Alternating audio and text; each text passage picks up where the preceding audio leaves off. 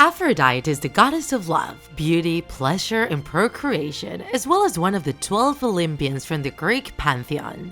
She is one of the most important deities in Greek mythology, who for centuries has been a muse and a source of inspiration for innumerable artists. Her name comes from the Greek term aphros, which means foam.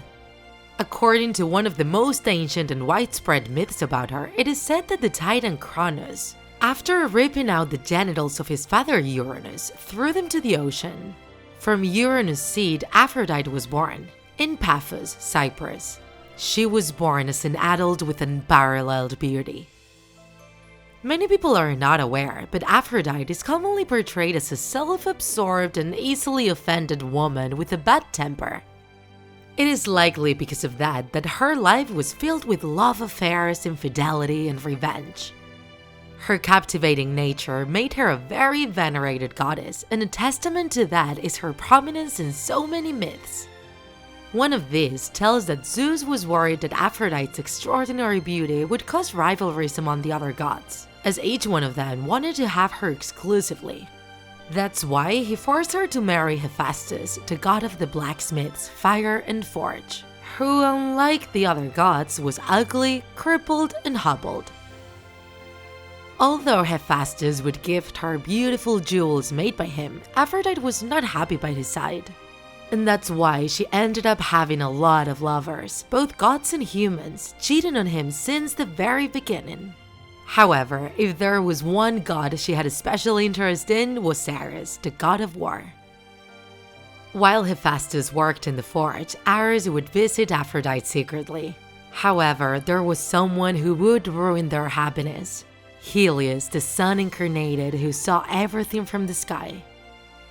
In order not to be discovered, Ares always brought with him a young man named Electrion, who he put in charge of policing the goddess' palace.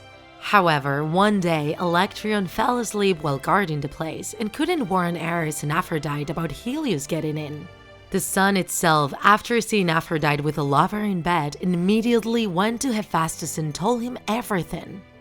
As a punishment, Ares transformed Electrion into a rooster, making him sing at the break of every dawn. After finding out about Aphrodite's infidelity, Hephaestus felt deeply betrayed and schemed a trap to expose and humiliate his wife. In his forge, he weaved a net made of golden threads. They were so thin that they could not be seen, but were very resilient nonetheless. He put the net over his bed and told Aphrodite that he would go out on a trip. Ares took advantage of Hephaestus' absence to go visit her, but when Ares and Aphrodite got in the bedroom, the golden net fell over them and trapped them.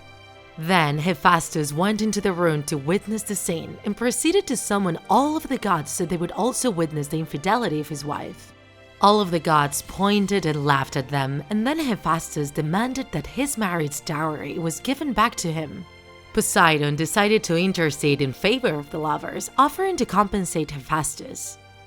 He did this to try to win Aphrodite's sympathy. Aphrodite and Ares were finally liberated and had to be forced apart.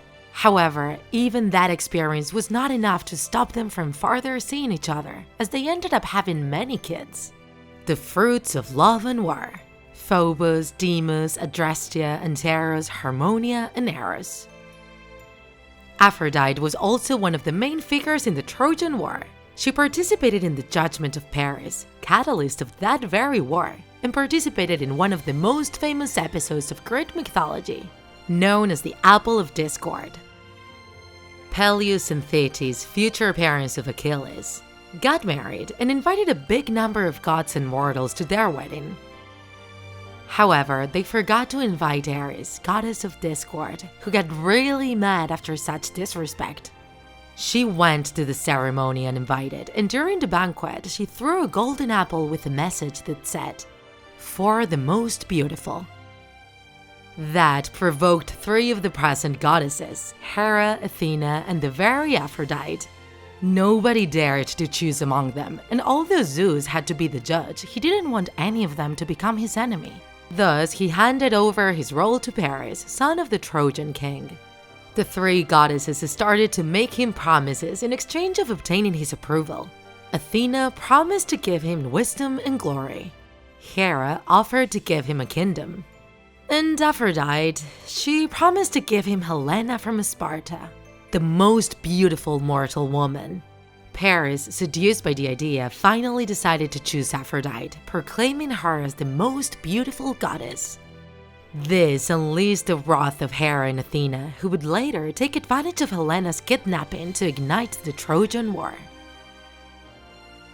As you can see, Aphrodite is one of the goddesses who has had the most love affairs through Greek mythology, which is why she is present in so many fables, such as the ones related to Eros and Psyche. Would you like us to share these and/or other myths with you?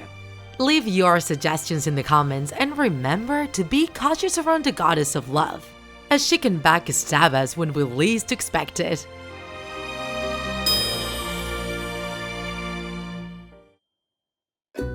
If you enjoyed this video, don't forget to like it, and if you want to see more Draw My Life videos, subscribe to our channel. See you in the next episode!